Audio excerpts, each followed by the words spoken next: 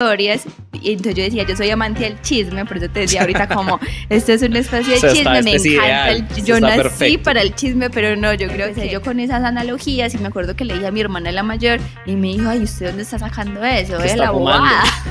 Sé que está fumando, ¿qué le dieron? Hasta que le dio ya, y yo, ay, nadie me para bolas, pero es que Camila, ¿qué va a exponer? Y yo, ay, profe, yo voy a hablar del conflicto armado, pero dígame si eso está muy, si usted me dice que eso está muy pesado, yo cambio mi tema.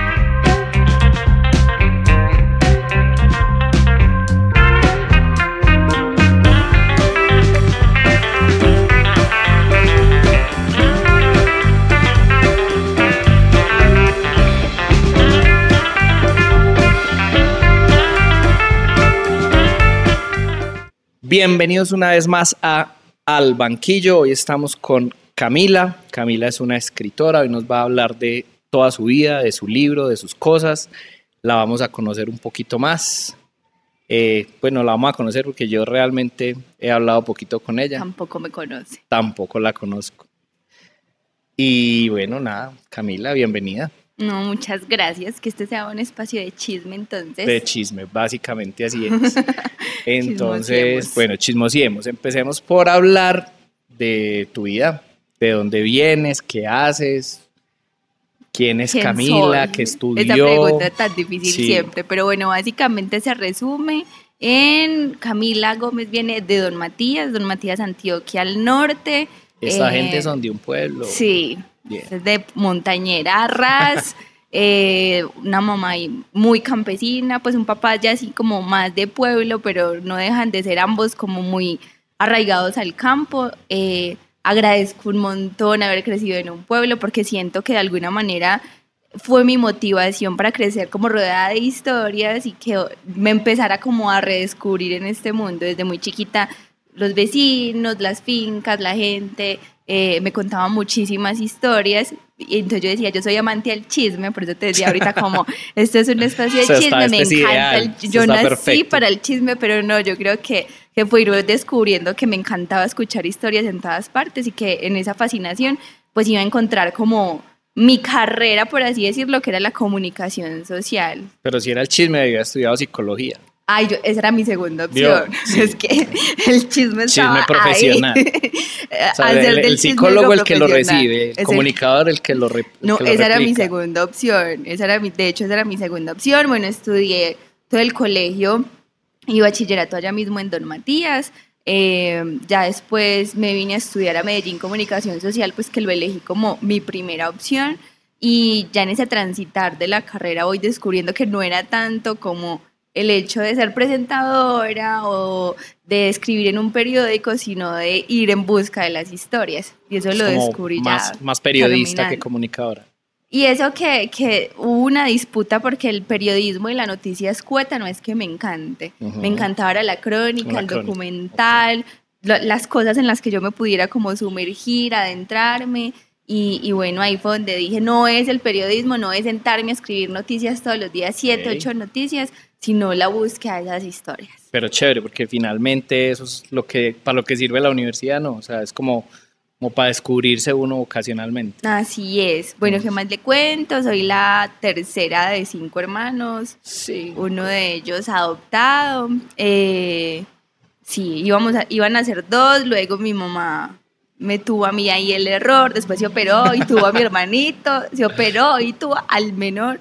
Y al año de que tuvo el menor, adoptamos a un sobrinito de ella, entonces crecimos como básicamente 5 hermanos. ¿Y qué tal la experiencia de crecer con una familia grande? Y en el campo además. Es complejo, yo soy muy afortunada, pero a la vez es muy complejo porque son 5 obligaciones para 2 papás que tienen un trabajo común y corriente. Y tocaba como en las familias viejas, el grande ayuda a cuidar al chiquito y entonces yo me voy a trabajar y usted... No, y de hecho es el relevo también porque digamos que la mayor era como yo te enseño a patinar, yo jugué voleibol 10 años, jugué voleibol con mi hermana que llevaba pues muchísimos más años jugando, entonces ella era como la cuidadora, de ahí le sigue el otro hermano mayor y él fue el que hizo un trato conmigo para pagar mi universidad. Entonces fue como, yo salí del colegio inmediatamente a trabajar en un negocio de fotografía de allá del pueblo con un tío que se llama Lirio. Entonces ese fue como como otro lado profesional que desarrollé súper rápido porque fue terminar en diciembre y empezar en enero a trabajar con él. Pero al tiempo, pues mi hermano mayor dijo como, bueno, ¿usted qué va a estudiar? Venga, organicemos.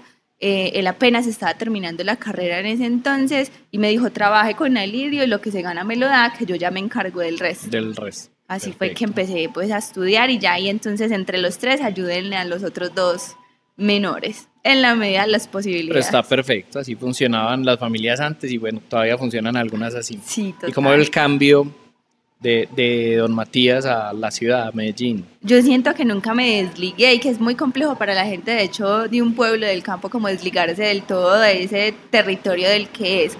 Uno sigue viendo Medellín como ese lugar en el que uno puede venir, puede tener más oportunidades, puede estudiar, puede trabajar, pero que sigue siendo como ese lugar de paso, porque uno intenta todo el tiempo regresar. ¿Es al pueblo. abrumador en alguna medida o...? Yo siento no? que en un principio sí, porque todo es de afán y además yo acá en Medellín como que me dedicaba simplemente a estudiar y a trabajar y a estar en la casa nada más. Primera oportunidad de volver. De una, inmediatamente fines de semana para el pueblo, pero yo creo que uno se va acostumbrando y ya va creando sus dinámicas. Quiero mucho Medellín, quiero mucho la ciudad, lo que me ha permitido, lo que he construido, las relaciones, las amigas y demás, pero uno casi siempre busca como regresar y saber qué hay allá, qué hay de nuevo, qué puede uno devolverle al pueblo. Yo quiero mucho el pueblo, la verdad. Qué bueno, me alegra. No, pues chévere. Ojalá todo el mundo de todos los pueblos pensara así. Pero ¿cuántos hay que salen del pueblo? Ahorita me estabas contando. Sí, que se van y no vuelven a saber.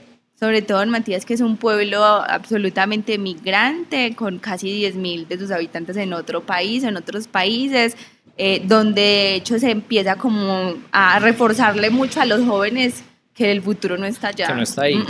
Que triste, tú ¿no? estudias y que la segunda etapa de tu vida después de estudiar es irte para Estados Unidos.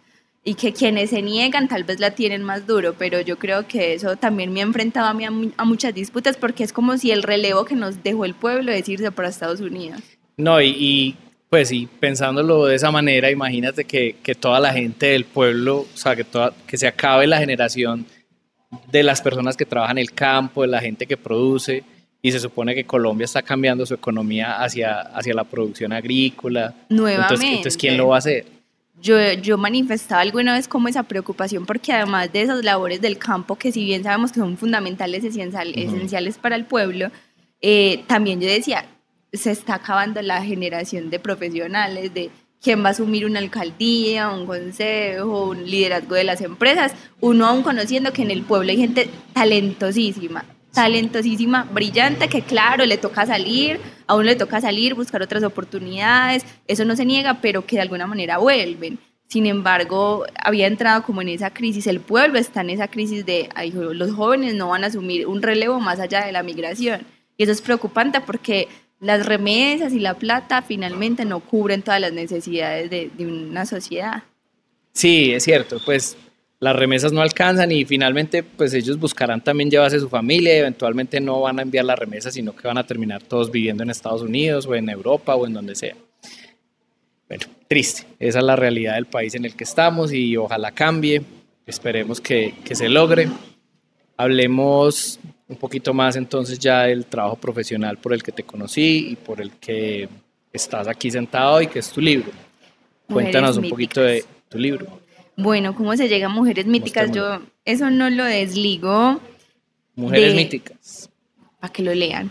Para que lo lean. Eso yo no lo desligo de lo que ya venía contando, porque siento que precisamente esas historias de pueblo fueron las que me empezaron como a dar la línea para querer escribir. Y yo siempre me remito como a dos escenarios. El primero, quien no creció con los mitos y leyendas. Ajá. O, pues así, uno sea de pueblo, no, te contaron la historia de La Llorona. Más en los pueblos, pero sí.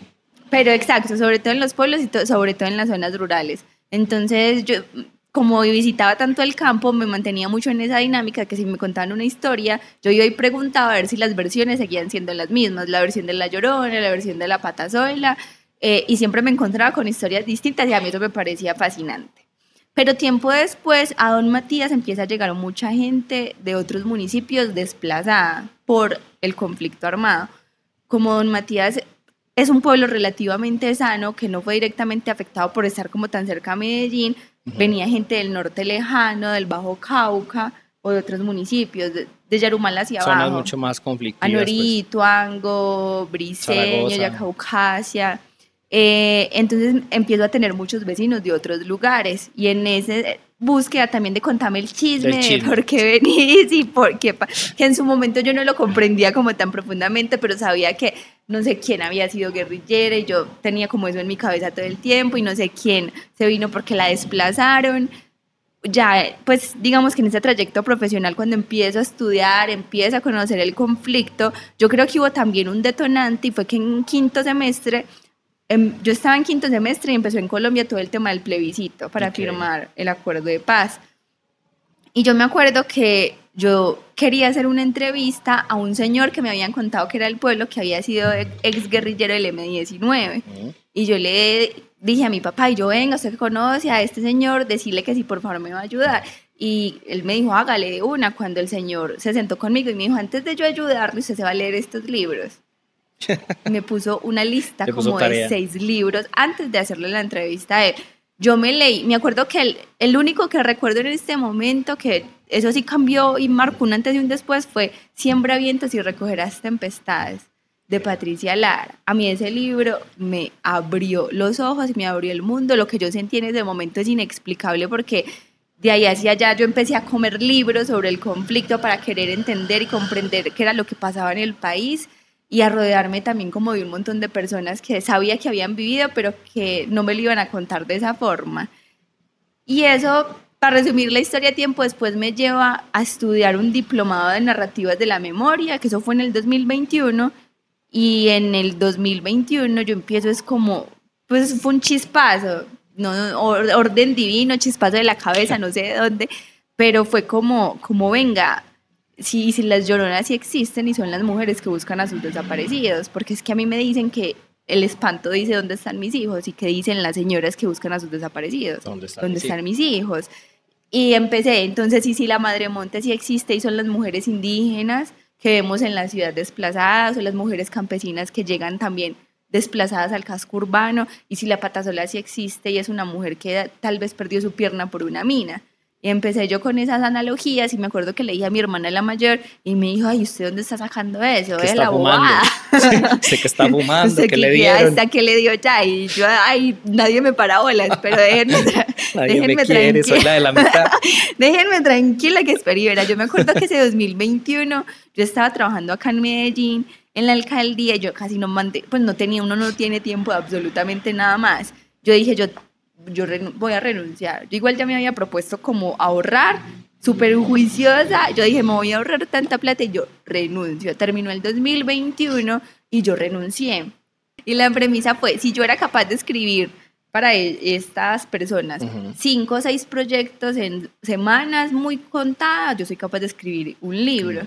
Entonces, como yo salí tan proactiva, tan disparada, porque no tenía que estar produciendo todo el tiempo, yo renuncié en diciembre y en la primera semana de enero yo ya tenía un proyecto escrito.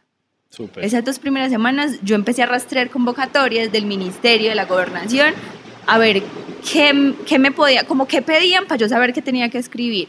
Prácticamente un proyecto de investigación, objetivos, descripción del trabajo, qué vas a hacer, con quién, con qué plata. Entonces yo me acuerdo que dije, antes de hacer el libro, yo dije, ¿será que hago un corto documental? Pues es que el libro la gente casi no lee, también me planteé como esa premisa, pero como después dije, no, yo dije, no, porque yo quiero historias reales, no lo que estoy suponiendo que es, yo quiero historias de verdad. Y empezó como esa búsqueda, fue muy complejo al principio, porque fueron casi, ponle 6, 7 meses de estar escribiendo proyectos y presentando, escribiendo y presentando y nada. 6, 7 meses, eso es dedicación. No, yo me presenté por ahí a 6 becas ese año y nada. Estaba dura la calle. Yo dije, bueno, no, ¿qué más se va a hacer? No importa. Yo ese año había planeado hacer un viaje para ir a estudiar inglés, que era con lo que había ahorrado en el otro trabajo. Yo dije, no, me voy, pero voy a ir a Granada antes de irme para Canadá, a ver si me llevo unas historias y las escribo allá, pero como parchada. Antes de irme, me presenté a otra convocatoria. Y yo dije, bueno, esa es la última, me voy a presentar y me voy.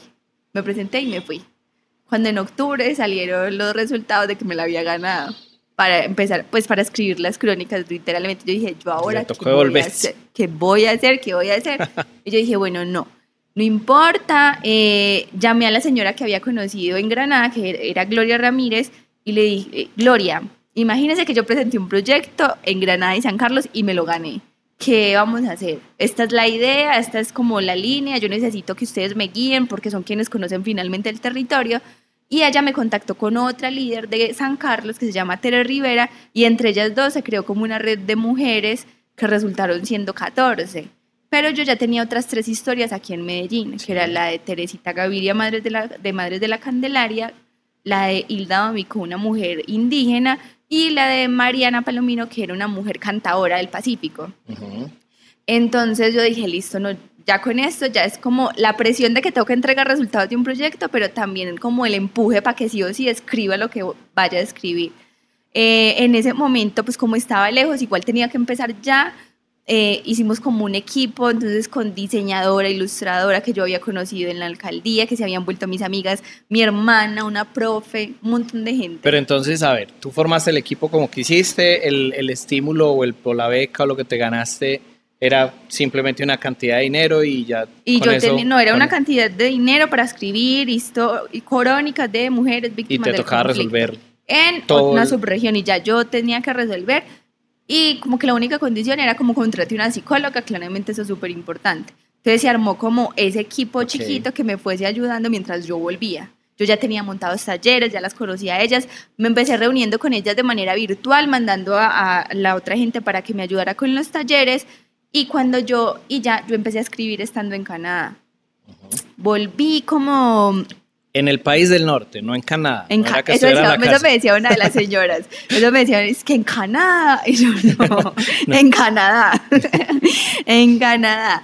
Ya yo volví y ya fue sentarme con ellas a compartirles lo que se había escrito hasta el momento. Fue un ejercicio muy rápido. Eso literal tuvo que haber sido como en 1 mes y medio de encerrarme a escribir, de no hacer nada más, de ir a estudiar inglés, volver y encerrarme a escribir. Ir literal, fines de semana, 6-6 o 7-7, y ya fue traerme las historias, compartirlas con ellas. Eso fue terminando 2022.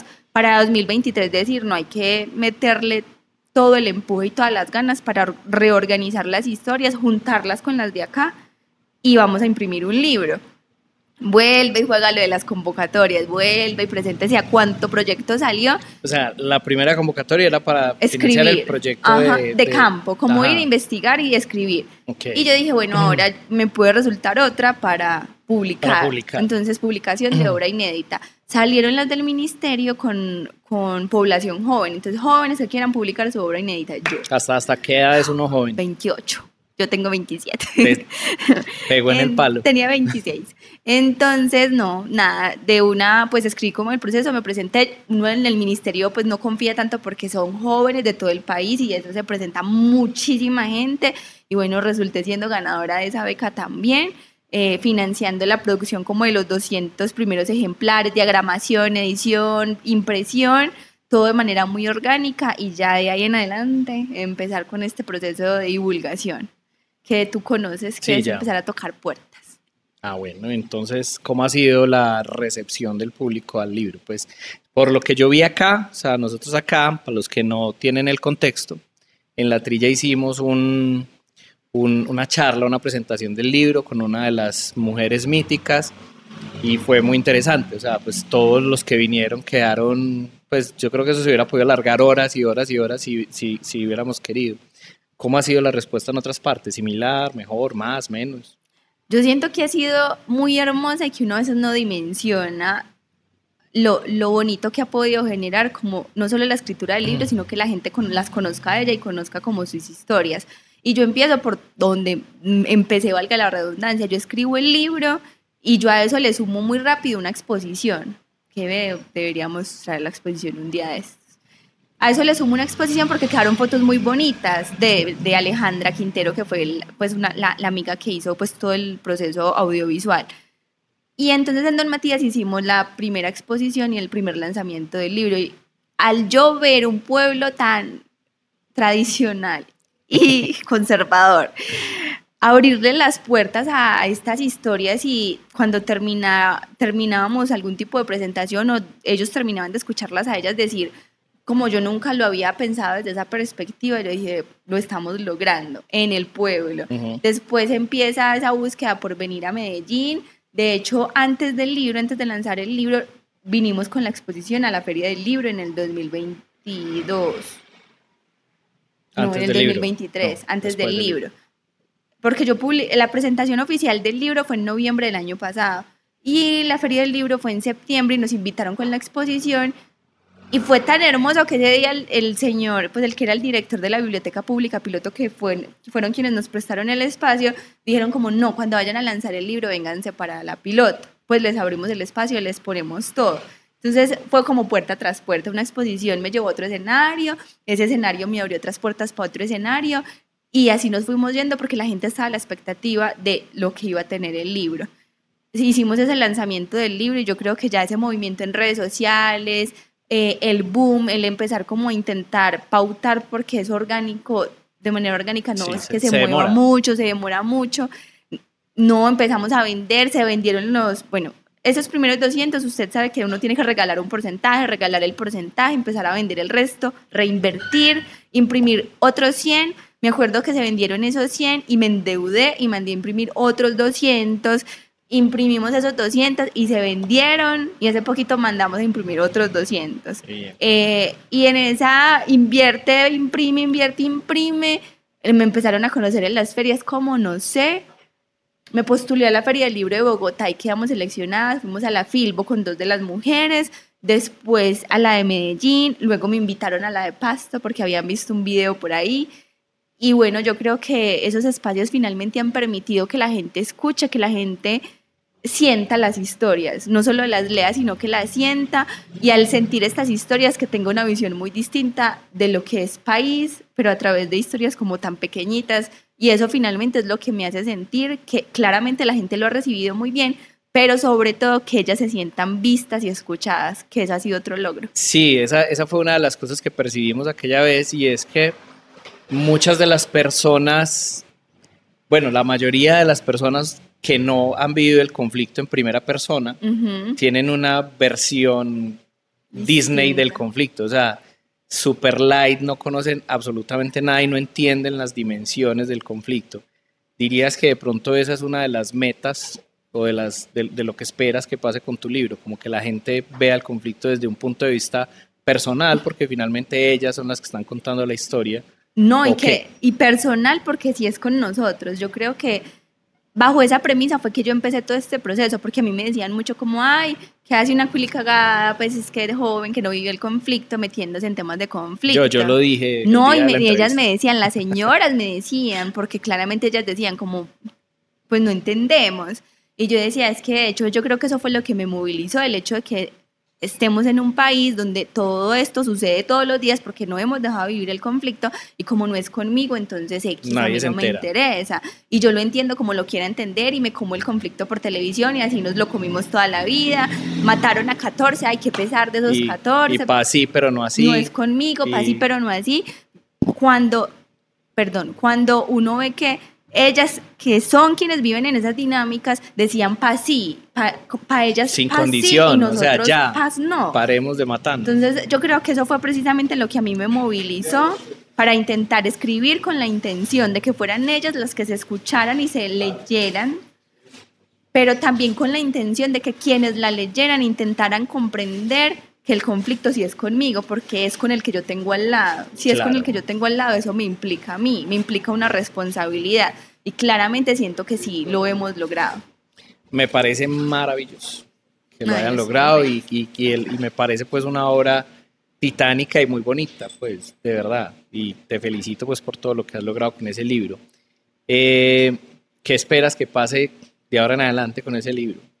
Porque ahorita estábamos hablando, o sea, has hecho tu labor de imprimir, reimprimir, ir a un evento, ir al otro, pero entonces, ¿en qué momento vas a parar y vas a dejar que siga como el camino orgánico? Que fluya en su rumbo, ¿no? Yo creo que ya estamos llegando a ese momento, porque lo otro que hay que destacar es que el proceso pues, de campo con ellas no finalizó y que pese a que ha sido muy complejo, porque es algo que sale de los bolsillos o de las becas o de uno, no es un proceso que se sostiene por sí solo o que se financia por sí solo. Entonces el reto es, yo lo pensaba mucho como listo, una editorial. Uno sabe lo que implica tal vez que el libro lo acoja una editorial porque sabemos que se puede ir solo, ya puede tomar su ya la rumbo. editorial hace el trabajo. Exacto. Claro. Sin embargo, no puedo decir yo dejo de hacer este trabajo sin dejar algo como instalado, que es lo que se está buscando en este momento. Entonces, como yo empecé a estudiar la maestría después de este proceso de escritura del libro, estamos buscando con ellas generar o crear como unas cajitas de herramientas que integren todas estas historias, pero que les permita a ellas también dinamizar sus propias historias, reconociendo, porque yo siento que ese ha sido otro proceso muy hermoso y es reconocer el poder de ellas al contar su historia, exteriorizarlas les permite a ellas sanar, pero les ha permitido a otros entender la importancia de la memoria.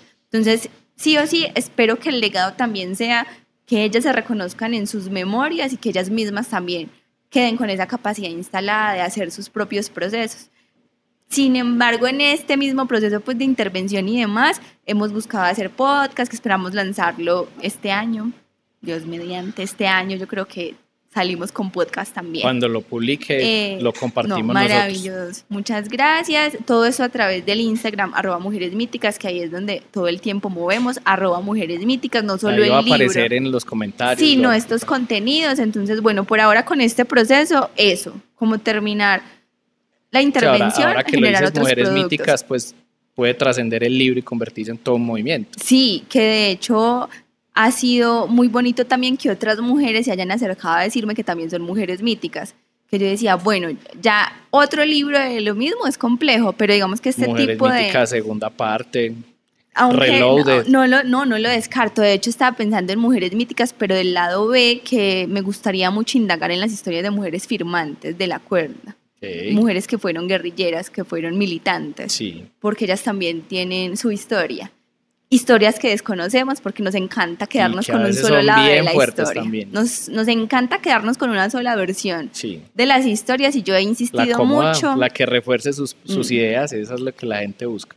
La que los identifique. Entonces yo he insistido mucho también en que hay otras verdades y que tu verdad no es más importante que la mía. Entonces las verdades de ellas pueden ser otro pedazo de la historia que vale la pena conocer. Entonces vamos a ver si logro ir como en esa búsqueda, además de que también me han insistido mucho, pero ese sería un ejercicio que le tendría que dedicar tiempo y es por qué a los hombres les cuesta tanto contar esas historias.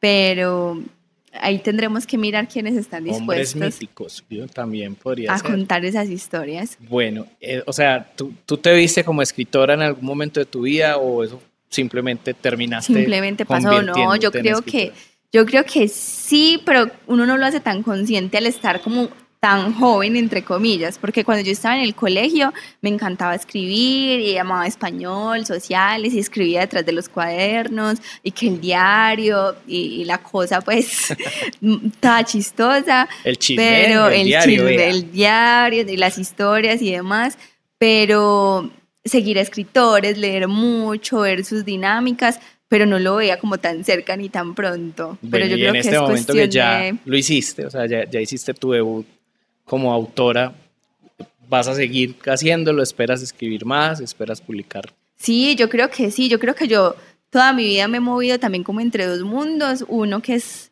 la escritura de lo real, de lo narrativo, de lo que me cuentan, de lo que es, pero también como lo poético, lo que uno puede hacer arte, lo que puede transformar, sin desligarlos, las cosas como más del alma, como las llamo yo. Entonces creo que en algún momento podría seguir escribiendo todas estas historias reales dentro de un montón de dinámicas, como me podría atrever a escribir otro tipo de literatura. Light, algo que no lo deje uno con trauma.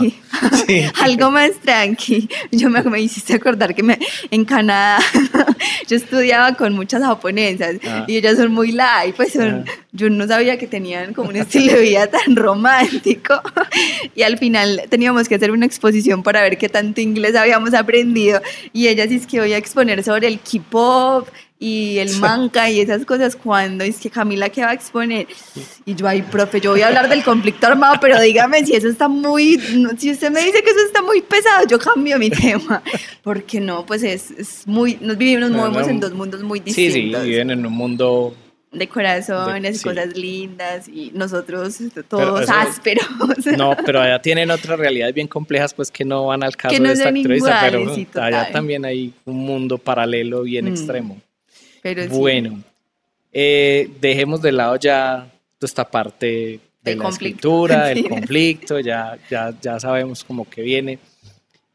Como persona, o sea, pues parte se puede ver en la conversación, en lo que ves, pero tú te consideras extrovertida, introvertida, ¿qué te gusta? ¿Qué haces cuando no estás escribiendo, trabajando? ¿Qué soy? Estas preguntas tan difíciles. Vamos al chisme. Usted dijo que le gustaba el chisme y que íbamos a chismosear.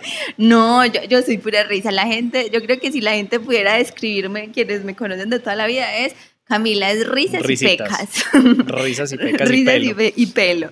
No, yo siento que soy muy tranquila. Soy muy familiar, me encanta ir al cine, me encanta ver películas, me encanta... muchas veces me decían como su hobby es lo social, yo a veces digo como sí, porque yo no me vas a ver rumbeando, pero me encanta bailar, me encanta hacer sociedad.